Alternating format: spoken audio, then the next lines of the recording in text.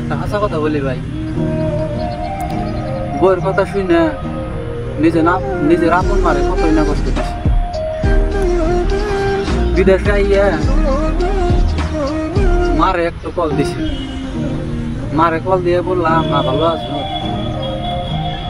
মা বললো ভালোই আছে।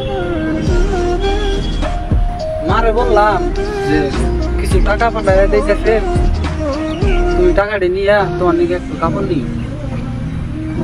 মা বললো কি বাজান বাজান রে, আমার কাপড় লাগতো না, তুই বাড়ি যাবো। বেতাল পারতে পারছি মারে কইলেন মনের মায়ের কাছে। মনের মায়ের বললাম মনের মা ভালো আছো? মনের মায়ে তোমার মায়ে কি আমার ভালো থাকতে দে? আমার আর ভালো লাগে না, আমি বাড়ি যাবো। তুমি কি আমার টাকা পাঠাও?